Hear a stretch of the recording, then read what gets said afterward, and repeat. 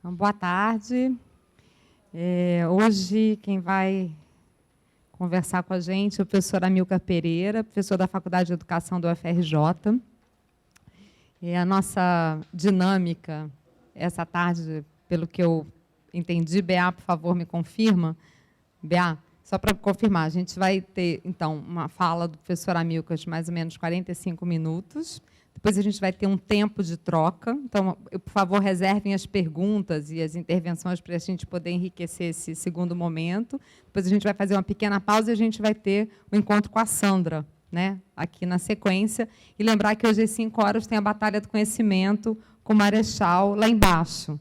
Então, a gente vai realmente tentar hoje dar conta de terminar às 5 horas. Então, é uma grande alegria.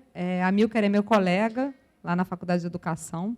E a gente tem conversado sobre a possibilidade dele vir aqui às Quebradas, e dessa vez a gente conseguiu, aí, apesar de uma agenda super apertada. Então, muito obrigada. Bom, boa tarde a todos e todas. É um prazer. Acabei de encontrar aqui o Mauro, que foi produtor da minha banda quando eu era músico, lá no passado. Fiquei até tenso, né? Porque podia estar sentado aqui, enfim, nas Quebradas, como artista, uns anos atrás. Hoje eu sou só professor. Digo até com um certo saudosismo. Obrigado, obrigado. Mas, enfim, muito bom estar aqui, viu, de verdade. E hoje sou professor, então fiz um doutorado. O resultado do meu doutorado, a pesquisa que eu fiz foi sobre a história do movimento negro no Brasil. Essa pesquisa virou livro, ganhei um edital público. Foi até indicado para o Prêmio Nacional de Teses da CAPES pelo programa de pós-graduação em História na UF, onde eu fiz o doutorado. Então, é uma pesquisa que tem tido uma certa repercussão bacana, enfim, e é sobre o movimento negro, algo até pouquíssimo tempo atrás raro na academia, né? A gente conhece um pouco da história do Brasil e eu vou perguntar logo de cara aqui para as pessoas, para vocês todos, se vocês já ouviram falar na Frente Negra Brasileira. Já ouviram falar na Frente Negra Brasileira? Quem já ouviu falar? Levanta a mão. Elisa lá, com certeza. Isso é muito interessante, né? Uma organização muito grande, como vocês vão conhecer um pouco melhor daqui a pouco. Eu vou apresentar, falar um pouco sobre ela e sobre várias outras organizações, algumas lideranças, como Abdias Nascimento, está aqui representado pela Elisa, e pela história toda que eu vou contar aqui, como vocês vão perceber. E são pouquíssimo conhecidos os personagens, as organizações, as histórias de luta da população negra no Brasil, por uma série de razões. Algumas vocês devem imaginar. A gente vai conversar um pouco mais sobre isso. Enfim, deu muito trabalho fazer essa pesquisa. Esse livro foi resultado de uma pesquisa de muitos anos, né? A pesquisa teve início em 2003, eu entrei no doutorado em 2006, concluí o doutorado em 2010 e o livro foi publicado no ano passado, em 2013. Então, ele é resultado aí de cerca de 10 anos de trabalho. Muitas diferentes fontes foram analisadas, fontes jornalísticas, entrevistas realizadas com muitas lideranças do movimento negro por todo o Brasil.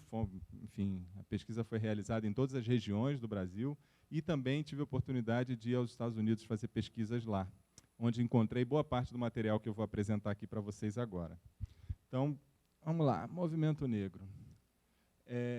Desde meados do século XIX, a gente encontra organizações compostas basicamente por pessoas negras que se organizavam para, de alguma forma, lutar contra o racismo ou por melhores condições de vida para a própria população negra.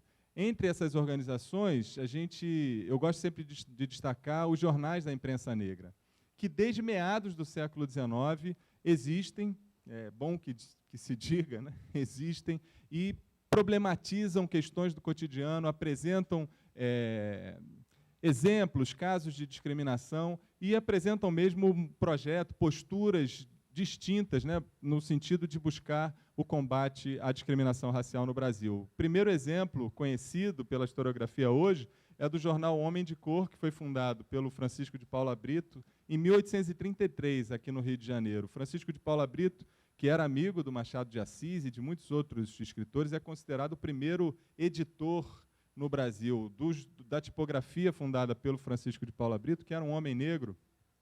Saíram o primeiro jornal voltado para a população negra, para discutir as questões da população negra, que é esse O Homem de Cor, e o primeiro jornal voltado para a discussão sobre a questão não de gênero, mas a questão da mulher na sociedade brasileira. Então, é um sujeito importantíssimo, um homem negro. Hoje é nome de rua aqui no Rio de Janeiro, mas, enfim, a maior parte das pessoas que eu pergunto, inclusive pessoas que passam ali pela rua Paula Brito direto, se conhecem quem foi Paula Brito, ninguém conhece. E foi um grande editor, considerado o primeiro editor aqui do Rio de Janeiro, ainda em meados do século XIX, um homem negro consciente de sua condição, consciente da necessidade de lutar para melhorar a condição da população negra no Brasil e editor desse primeiro jornal voltado para a questão racial, voltado para a população negra, ainda em 1833. Posteriormente, a gente encontra uma série de outros jornais criados por negros, voltados para discutir a questão racial no Brasil e para propor sugestões, possibilidades para a melhoria de condições de vida da população negra. Eu gostaria de destacar alguns. O 13 de Maio, que foi fundado também aqui no Rio, no ano da abolição, em 1888. O A Pátria de São Paulo, de 89, e o Exemplo de Porto Alegre. É interessante Porto Alegre, né? Porque Porto Alegre é considerado uma cidade branca, de maioria branca, e pouca gente conhece. O movimento negro em Porto Alegre é fortíssimo. E só para vocês terem uma ideia, a sugestão, a proposta de construção do 20 de novembro como Dia Nacional da Consciência Negra, como um dia para ser celebrado pela população negra, vem justamente de Porto Alegre, de um grupo formado em 1971, o Grupo Palmares, especialmente considerado o autor da proposta. Ele sempre, muito humildemente, trazia a proposta para o Grupo Palmares, mas o Oliveira Silveira, um grande poeta, um homem das quebradas também lá de Porto Alegre, que foi o propositor do 20 de novembro como dia a ser celebrado pela população negra, que hoje é feriado em muitos lugares, inclusive aqui no Brasil. E esse jornal de Porto Alegre, o Exemplo, teve uma longa duração, durou até a década de 30 do século XX. Então, que também é uma coisa rara, que mostra uma determinação, um tipo de organização muito intensa e levada a cabo durante quase 40 anos, lá em Porto Alegre, ainda entre o finalzinho do 19 e início do 20. O Exemplo está aqui, ó. O Oliveira Silveira? Oliveira Silveira, é o poeta das quebradas lá de Porto Alegre. Estou tentando lembrar uma poesia que ele me contou pessoalmente na entrevista que eu fiz com ele. Ele dizia assim, em função da construção do 20 de novembro como dia de luta da população negra, dia de celebração da população negra, ele dizia assim, 13 de maio, traição, liberdade sem asas e fome sem pão. E a partir dessas poesias, dessas construções, ele passa, junto com o Grupo Palmares, a denunciar o 13 de maio como um dia de uma falsa abolição e passa a celebrar, juntamente com o seu grupo, inclusive fazendo no início peças de teatro, né? As primeiras celebrações do 20 de novembro foram peças de teatro realizadas em Porto Alegre, e buscando o deslocamento mesmo da memória em relação à abolição, tirando o 13 de maio, que era o dia da Princesa Isabel, toda aquela memória oficial celebrando a Princesa Redentora, e deslocando para a luta da população negra. Ao celebrar o 20 de maio, a memória sobre a abolição, em relação à abolição, estaria celebrando o 20 de novembro, celebrando o protagonismo da população negra, que lutou e que tinha na figura de Zumbi dos Palmares, essa grande liderança, o símbolo da luta da população negra durante o período da escravidão. Então, essa memória é longa e, em termos de organização, estrito senso, de organização mesmo dessas pessoas lutando por melhores condições e contra o racismo, esses jornais são bons exemplos, ainda no século XIX. Quando a gente chega no século XX, eu vou me ater mais ao século XX, eu podia falar aqui das lutas no período da escravidão, de uma série de outras questões que eu considero também importantíssimas, mas, como eu tenho só 45 minutos, e eu corro o risco de falar demais, coisa de professor de história, eu vou passar e vou me ater aqui ao Brasil republicano, especialmente ao século XX. Esses jornais todos são muito importantes, porque a gente consegue perceber lá em São Paulo, no início do século XX, um conjunto muito grande de organizações e de jornais que publicavam as notícias, que publicavam as demandas dessas organizações.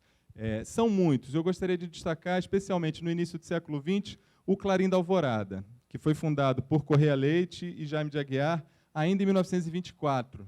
Ele circulou até 1932, e esse jornal passou a ser considerado pela historiografia, lá por meados de 1928, 1927, 1928, o primeiro jornal a mais abertamente lutar contra o racismo existente em São Paulo, a denunciar casos de racismo recorrentemente e a construir uma postura de enfrentamento a esse racismo. Então, o Clarim da Alvorada é um jornal muito importante para a discussão sobre a constituição do movimento negro no século XX, com as características que esse movimento negro vai ter ao longo do século XX. E eu gostaria de destacar também, porque o Clarim da Alvorada vai ser objeto de um outro momento aqui. Bom, eu voltei sem querer. Vamos lá. Em 1926, foi criado em São Paulo o Centro Cívico Palmares. E tem um caso muito emblemático que eu queria destacar aqui para reforçar como essas populações se organizavam, como havia lideranças, organizações que lutavam, inclusive, com demandas muito específicas. Esse caso do Centro Cívico Palmares, criado em 1926, é muito emblemático, a meu ver, nesse sentido. O Centro Cívico Palmares lançou uma campanha contra... Existia um festival lá em São Paulo que elegia o bebê mais eugênico, o bebê mais bonito, mais melhorado racialmente, já que a eugenia seria a ciência do melhoramento da raça. E os bebês negros eram proibidos de participar desse festival, dessa seleção do bebê mais bonito, né, mais eugênico. E o Centro Cívico Palmares lança uma campanha para combater isso. Não, tem que... A população negra tem direito a participar, os bebês negros são lindos também, etc. E fizeram uma campanha muito longa, muito intensa, e conseguiram ter a sua demanda atendida. Mas a mais interessante era a questão da Guarda Civil, que também é um marco na criação do Centro Cívico Palmares. A Guarda Civil, todo mundo sabe aqui, eu não preciso dizer, a importância que a polícia tem para a manutenção de desigualdades, de discriminação, etc. A Guarda Civil de São Paulo, que era uma espécie de polícia em São Paulo, era basicamente composta por italianos, por brasileiros descendentes de italianos, e existia, inclusive, um decreto-lei proibindo a entrada de afro-brasileiros na Guarda Civil de São Paulo. Então, não podia entrar, era proibido, inclusive, por decreto. E, em 1928, esse Centro Cívico Palmares se articula com uma série de organizações, com, inclusive, organizações da imprensa que não eram da imprensa negra, né, outros jornais, e lançam uma campanha, a partir da experiência da campanha anterior, uma grande campanha, e conseguem fazer com que o governador de São Paulo, na época presidente do Estado, o Júlio Prestes, abolisse o decreto, invalidasse aquele decreto que proibia a entrada de negros na Guarda Civil de São Paulo. Isso em 1928. Então, o decreto caiu em 1928. Algum negro, vocês acham que foi contratado para a Guarda Civil de São Paulo depois de 1928, 29, 30, 31? Por aí. Não foi nenhum negro contratado, nenhum afro-brasileiro foi incorporado à Guarda Civil de São Paulo, mesmo não existindo mais o decreto, né, já que a questão cultural, os preconceitos, etc., fizeram com que a campanha fosse bem-sucedida em termos legais, já que, por lei, não havia mais proibição, mas, de fato, não houve, não houve a contratação de nenhum desses negros. Eu já perguntei para vocês se conheciam a Frente Negra. A Frente Negra é uma organização criada em 1931, quer dizer, nesse contexto, num contexto de crise internacional, a gente vai ver daqui a pouco, no contexto de crise, inclusive institucional aqui no Brasil. A gente teve a Revolução de 30, que fez com que chegasse ao poder Getúlio Vargas. O próprio Júlio Prestes, que era presidente de São Paulo, foi eleito, né, de acordo com o tipo de eleição que existia, enfim, mas não assumiu a presidência. O Getúlio Vargas acabou se tornando presidente em 1930,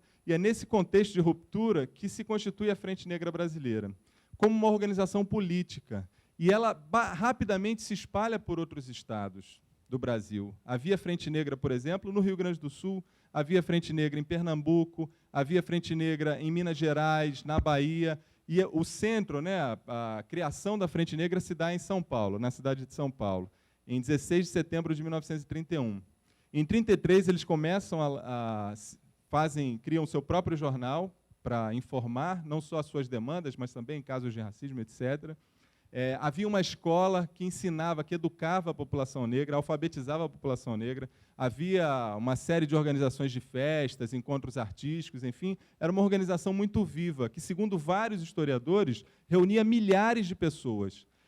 Milhares de pessoas. A gente vai ver aqui uma fonte dos Estados Unidos que fala em 40 mil filiados. Há historiadores que falam em 100 mil, há outros que falam em 20 mil. Então, a gente não tem um dado concreto, um número concreto, mas era uma organização que, de fato, mobilizava milhares de pessoas na década de 30, muito antes do Facebook, muito antes das redes sociais que a gente tem hoje, via internet, enfim, mas mobilizava as pessoas num sentido muito objetivo, de buscar a integração dessa população negra na sociedade brasileira, através de educação, através de políticas públicas, da busca por direitos sociais, civis, enfim.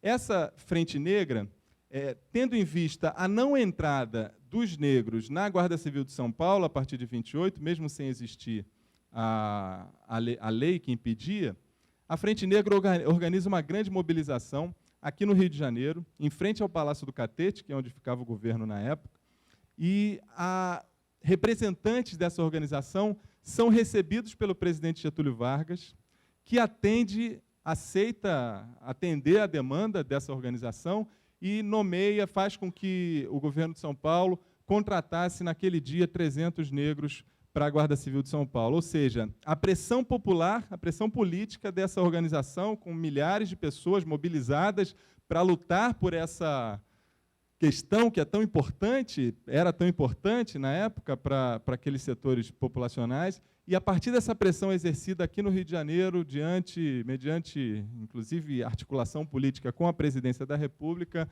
os 300 negros foram contratados para a Guarda Civil de São Paulo. Eu estou contando esse caso para mostrar para vocês como essa organização era grande, não só em termos numéricos. Eu acredito, como historiador, que só em termos de quantidade, né, milhares de pessoas reunidas com carteirinha, como membros de uma organização, na década de 30, por si só pelo aspecto quantitativo, ao meu ver, a maioria de vocês já deveria conhecer, porque vocês estudaram história na educação básica, estudaram o Getúlio Vargas, né, a década de 30, essas coisas, e, em geral, não se estuda até hoje organizações como a Frente Negra. Havia muitas outras.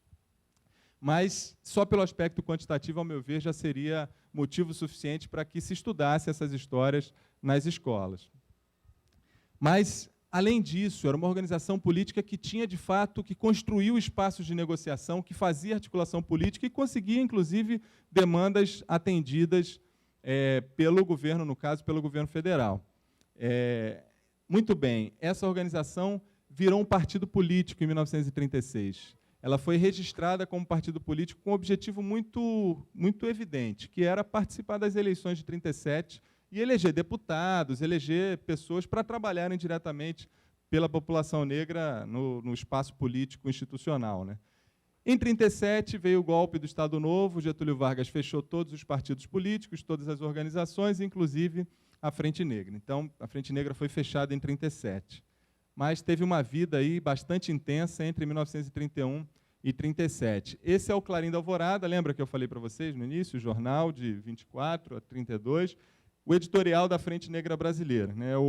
Esse jornal foi lançado ainda em meados de 1931, projetando a criação, a construção da Frente Negra Brasileira, chamando a população negra a participar desse movimento que vai se tornar, inclusive, o primeiro partido político negro no Brasil e o segundo partido político negro nas Américas. O primeiro nas Américas foi criado em Cuba, em 1910, e a Frente Negra foi o segundo partido político negro nas Américas. O terceiro, o quarto, o quinto, mais ou menos, vocês conhecem. Vocês já ouviram falar nos Panteras Negras, não já?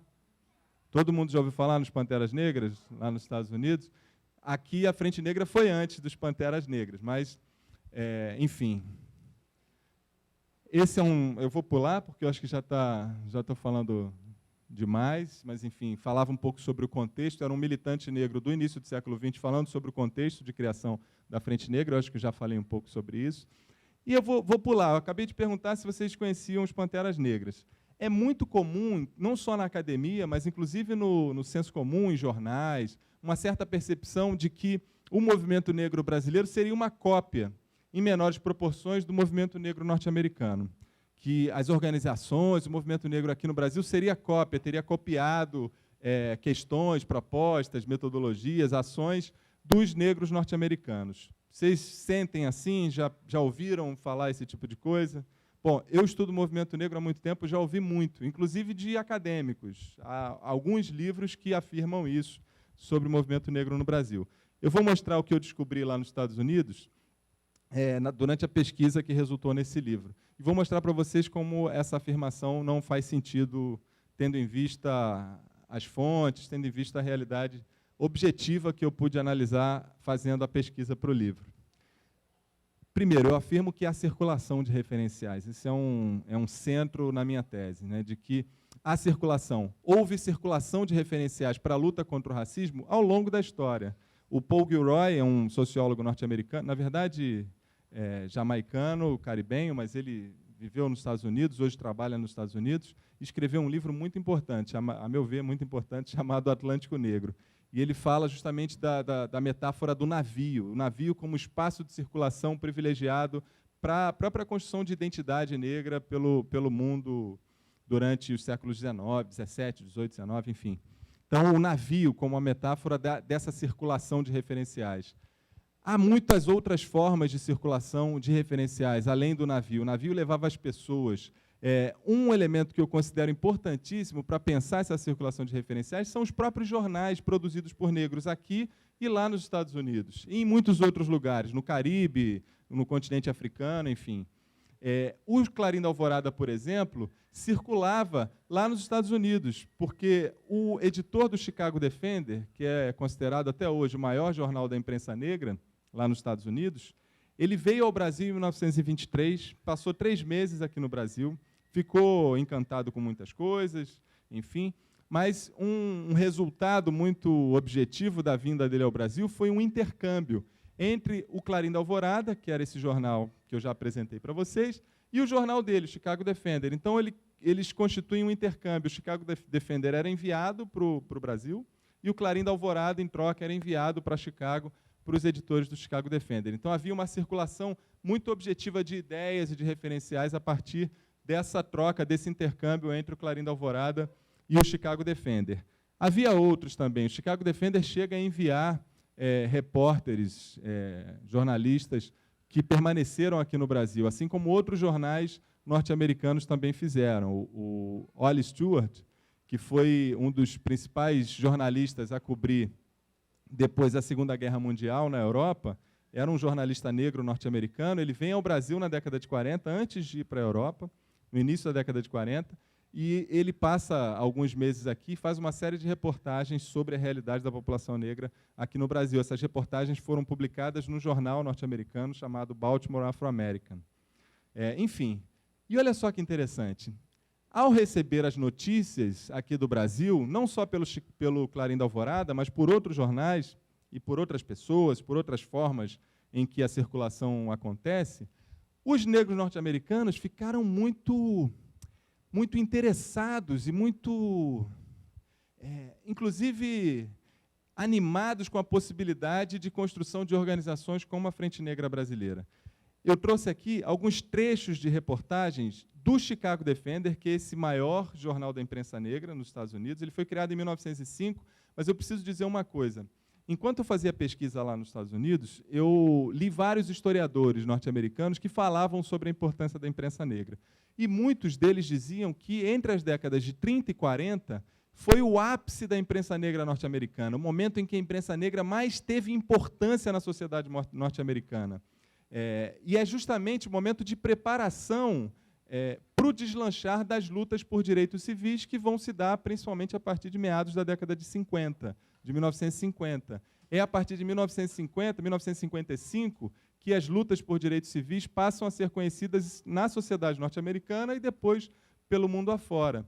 É ali em 55 que o Martin Luther King, por exemplo, aparece como uma liderança importante lá nos Estados Unidos a partir de um boicote realizado nos ônibus de Montgomery, no Alabama, numa cidade lá no estado do Alabama. Vocês já ouviram falar na Rosa Parks, não já? Que sentou lá na parte reservada aos brancos, não quis levantar. Pouca gente fala que a Rosa Parks não era uma pessoa qualquer, assim, uma pessoa que não tinha nenhuma consciência ou fez sem querer, não. A Rosa Parks era uma militante da NAACP, que é a Organização para o Avanço das Pessoas de Cor nos Estados Unidos, uma organização do movimento negro lá. Então, ela era uma militante, uma pessoa que tinha uma discussão e tal, e ela sentou lá e não quis sair, foi presa. E aí a população negra de Montgomery, dessa cidade lá no Alabama, faz um boicote. Todo mundo para de pegar ônibus. Isso faz com que a empresa de ônibus da cidade quase entre em falência, e aí mudam a legislação e param de segregar os ônibus. Então, foi um boicote muito bem sucedido. E a liderança desse boicote era o pastor local, que tinha 26 anos, quase a minha idade, que era o Martin Luther King. E aí ele se torna famoso nos Estados Unidos e tal. Nesse processo, isso em 1955. Vários historiadores dizem que, para que essa consciência, para que essa luta pelos direitos civis tivesse a importância que teve na década de 50, 3 instituições teriam sido fundamentais para que isso fosse possível na década de 50. Isso nas décadas anteriores. Essas 3 instituições seriam, por exemplo, a Igreja Negra, de onde surgiu o Martin Luther King, o Malcolm X, entre vários outros líderes. O Malcolm X era islâmico, né? Era dos blacks Muslims, dos islâmicos negros, muçulmanos negros, enfim. E, considerando igreja no sentido amplo, voltado para a religião e para a formação desses quadros no âmbito religioso. Hein? Sim, mas a ideia é pensar a igreja negra no sentido amplo, né?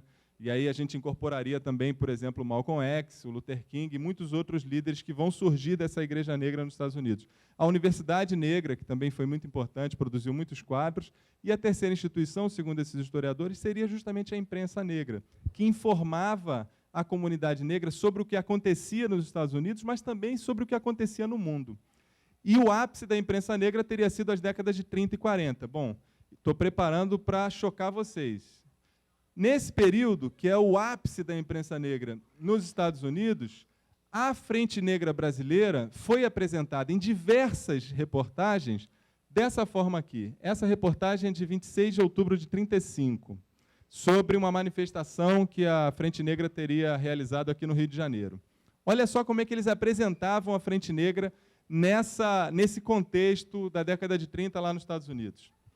Esta organização, composta exclusivamente por brasileiros negros, tem direcionado suas energias contra a invasão dos direitos civis e constitucionais. Batendo na tecla da solidariedade nacional, ela tem conseguido eminentemente derrotar as forças do preconceito que, por pouco, ameaçaram minar o tradicional espírito do jogo limpo e igualdade, pelo qual o Brasil foi conhecido antes do advento da insidiosa propaganda norte-americana. Está meio complicado, né? Mas vamos lá, o texto seguia apresentando a FNB, a Frente Negra Brasileira, para o leitor negro norte-americano assim.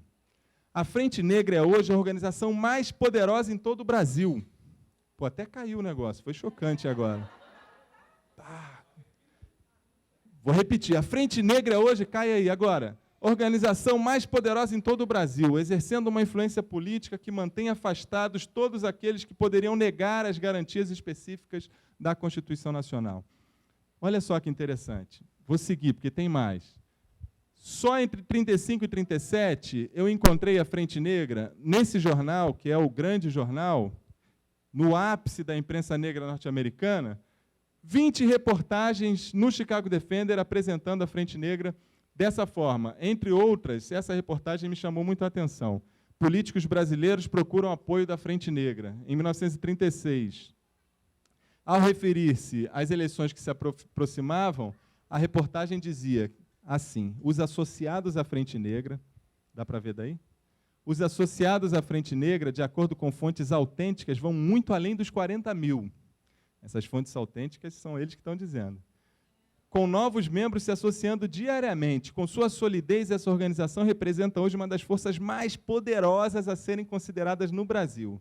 Um detalhe, todas essas reportagens que eu mostrei para vocês foram sempre publicadas na edição semanal que tinha circulação nacional, que era uma edição, o Chicago Defender tinha uma edição local, que era de segunda a sexta, e sábado saía a edição nacional, que circulava pelo país todo. Todas as 20 reportagens falando da Frente Negra dessa forma, eu encontrei justamente na edição semanal de circulação nacional.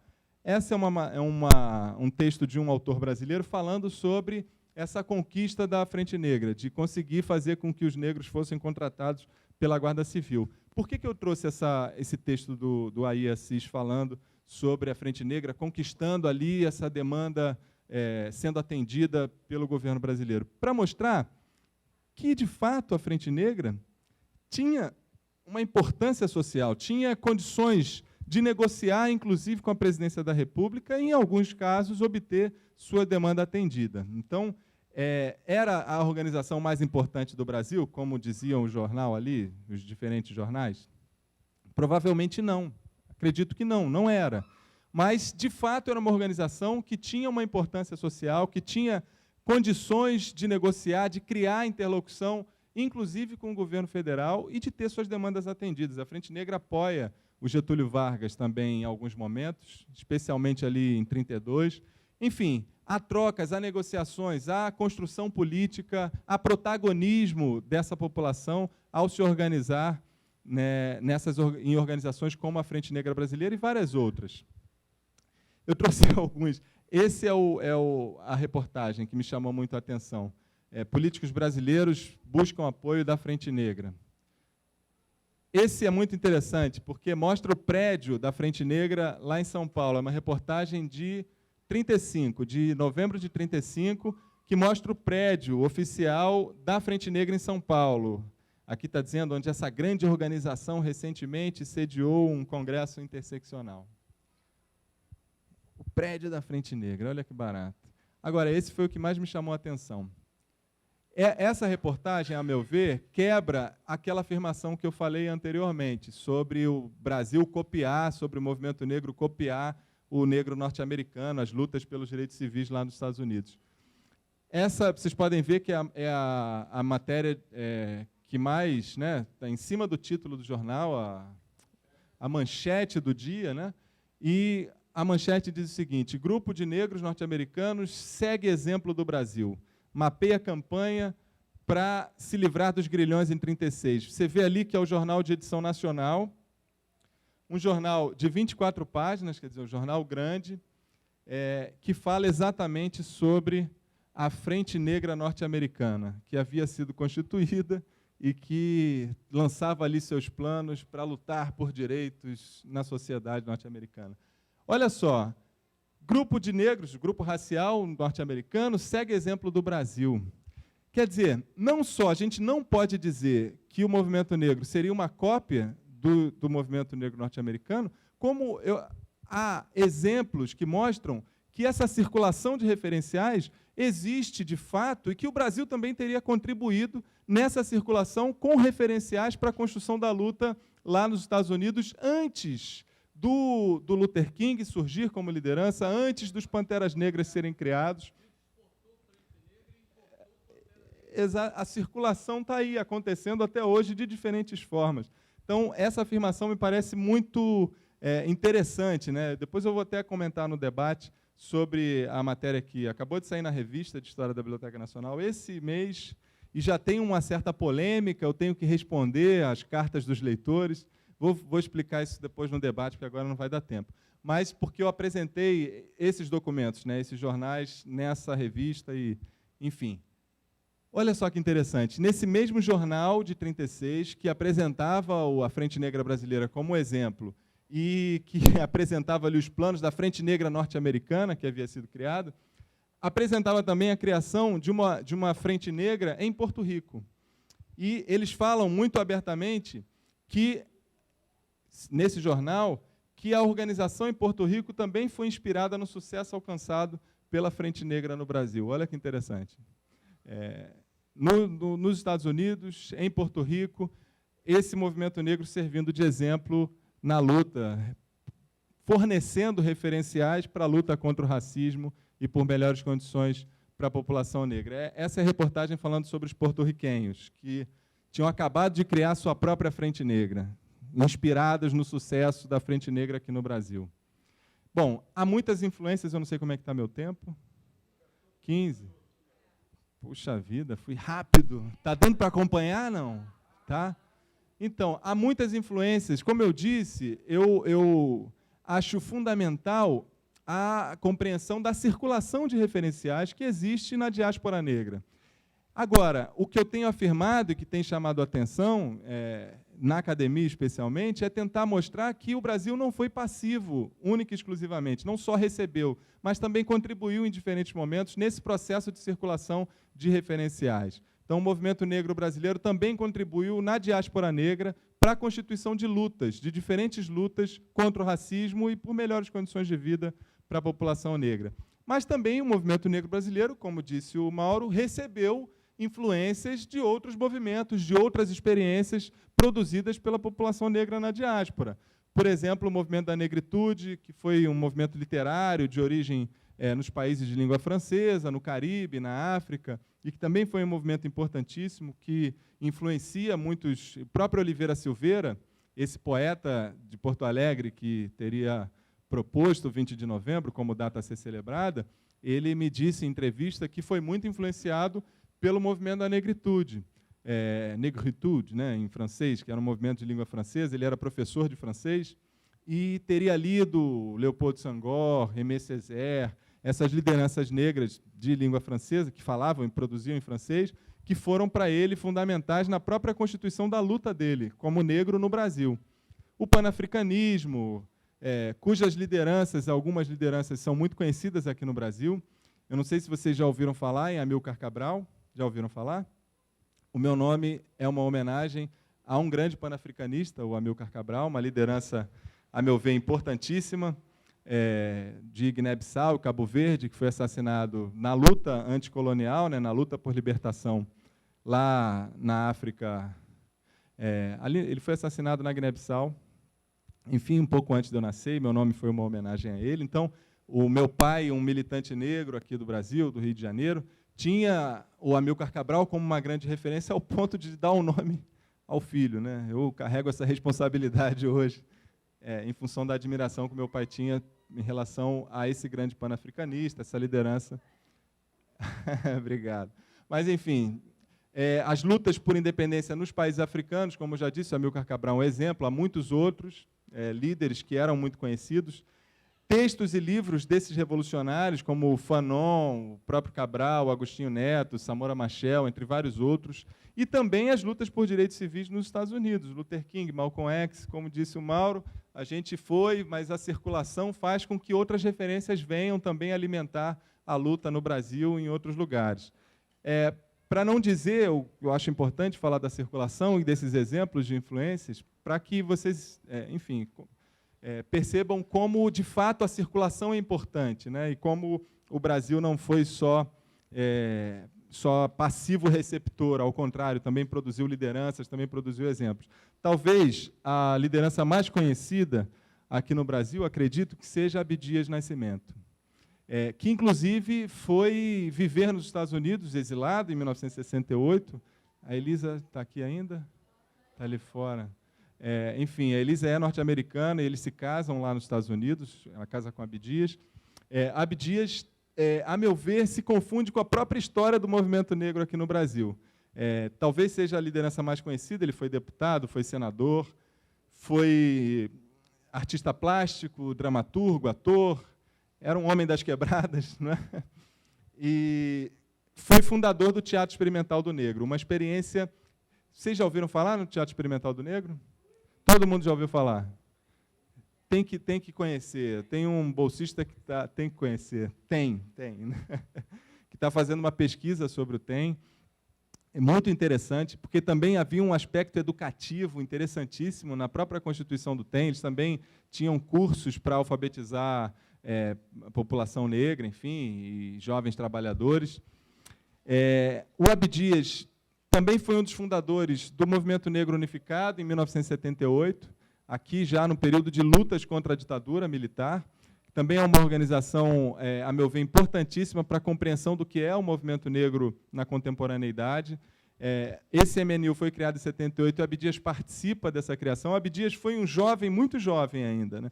Militante da Frente Negra Brasileira, lá na década de 30, já que ele nasceu em 1914, e essa relação, mesmo ainda muito jovem com a Frente Negra, também foi informativa, foi formativa para a militância que ele vai construir posteriormente.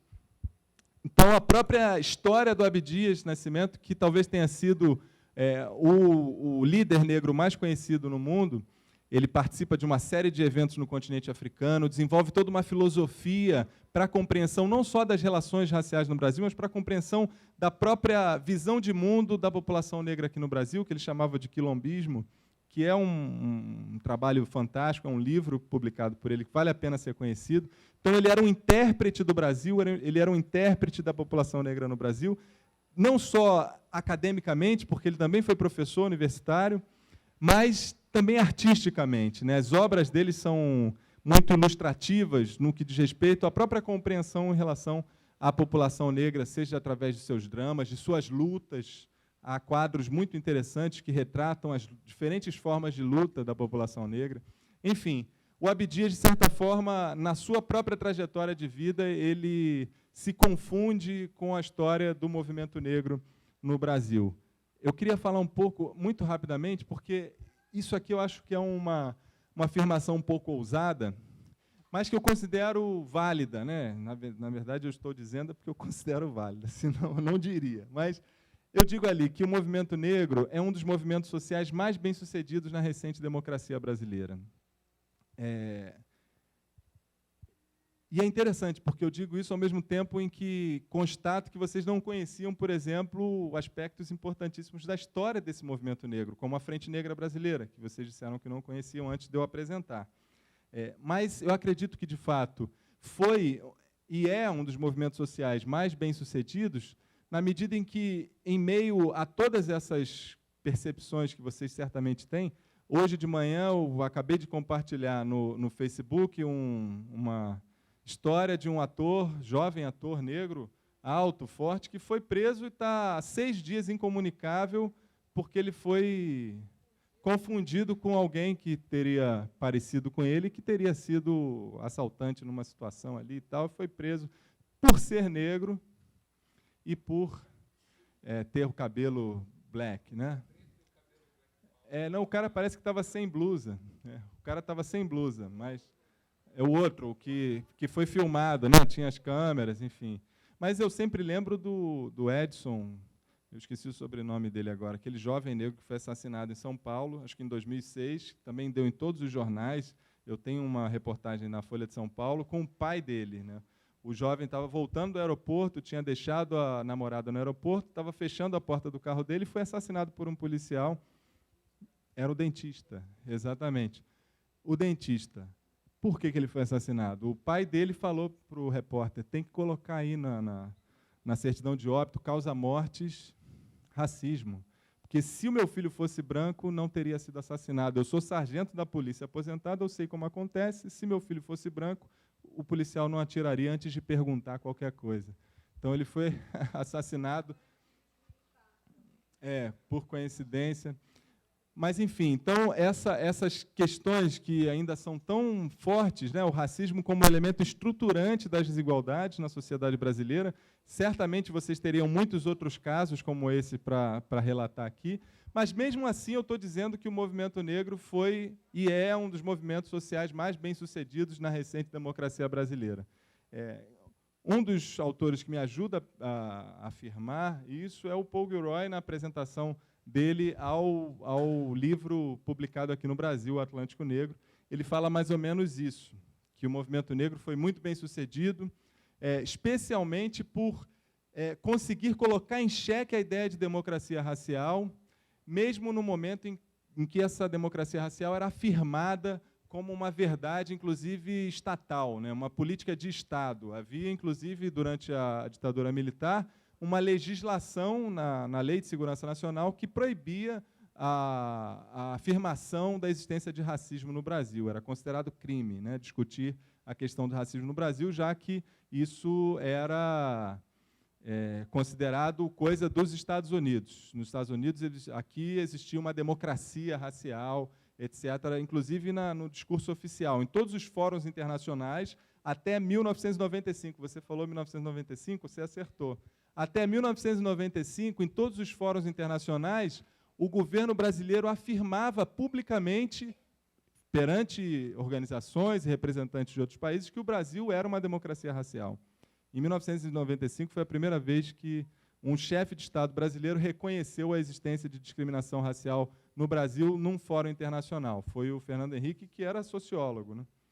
Mas, enfim, o Paul Gilroy afirma, em 2001, que, na verdade, em meio a celebrações oficiais, o movimento negro teria conseguido colocar em xeque a ideia de democracia racial, o que demonstraria a importância da atuação desse movimento na sociedade brasileira. Esse cartaz é o cartaz de 1978, chamando para o 20 de novembro, justamente no momento, em novembro de 1978, que é acunhada essa expressão que hoje está, inclusive, na LDB, na Lei de Diretrizes e Bases da Educação, que é o Dia Nacional da Consciência Negra. O Dia Nacional da Consciência Negra, essa expressão, foi criada nesse congresso, que foi realizado em 1978, lá na Bahia, em Salvador, dentro do Instituto Alemão, dentro do Instituto Goethe, de Cultura Alemã, porque a Polícia Federal proibiu a realização desse congresso, porque não podia discutir racismo no Brasil, estava na Lei de Segurança Nacional, mas, por força das mobilizações, das articulações no movimento lá em Salvador, o diretor do Instituto Goethe, que era alemão, era casado com uma mulher negra e aceitou receber, dentro do Instituto Goethe, que tinha imunidade diplomática, a realização desse congresso, para o qual esse cartaz chamava. Então, é realizado lá em 4 de novembro de 78, dentro do território alemão, né, do Instituto Cultural Brasil-Alemanha, a reunião que vai determinar essa expressão, né, o Dia Nacional da Consciência Negra. Como eu disse, já havia sido sugerido em 71 pelo Grupo Palmares, pelo Oliveira Silveira, vinha ganhando mais adeptos entre o movimento, e em 78 vira uma expressão, uma bandeira de luta do movimento negro a partir daquele momento.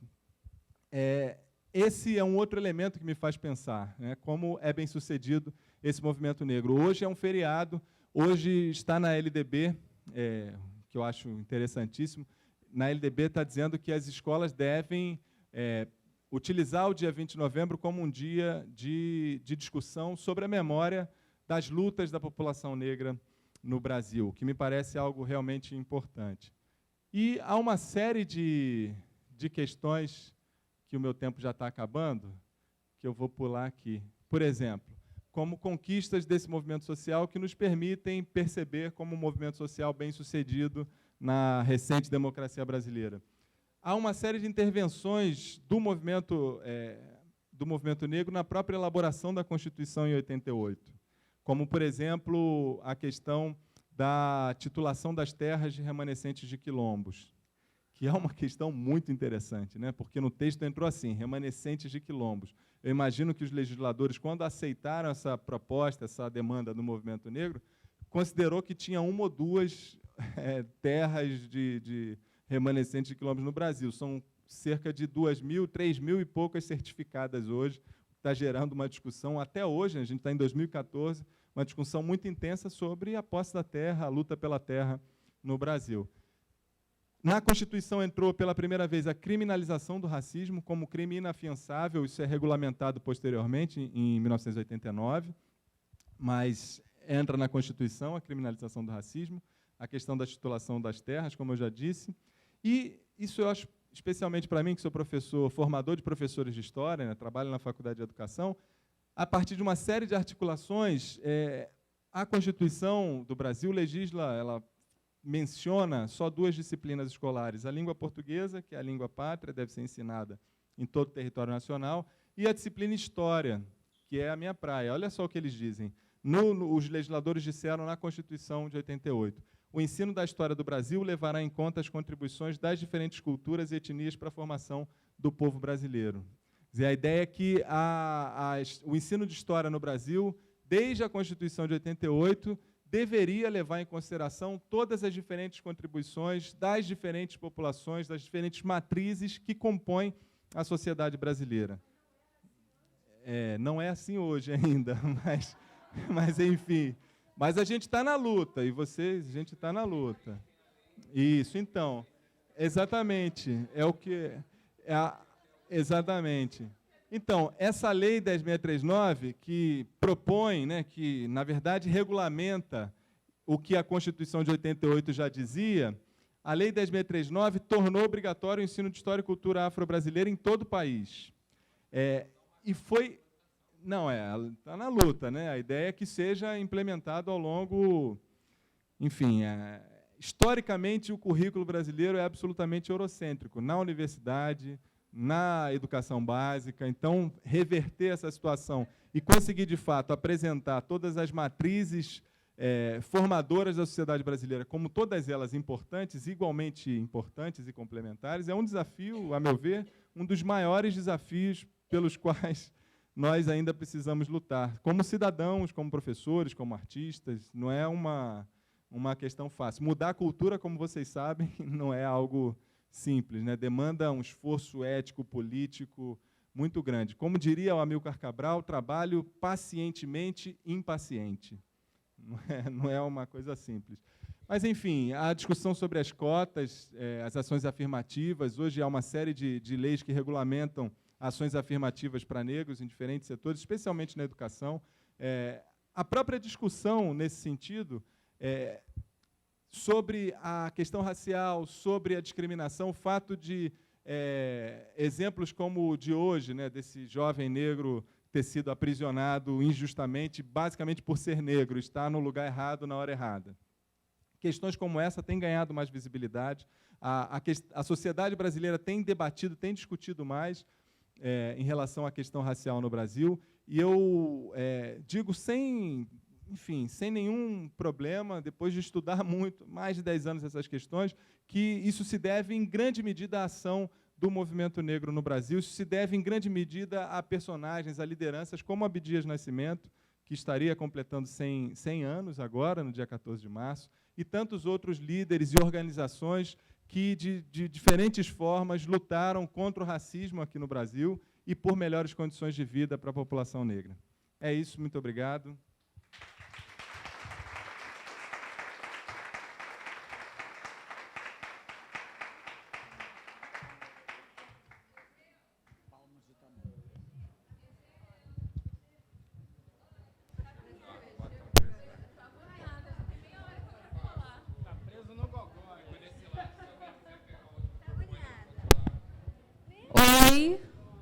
Oi. Nossa, tá alto hoje, né?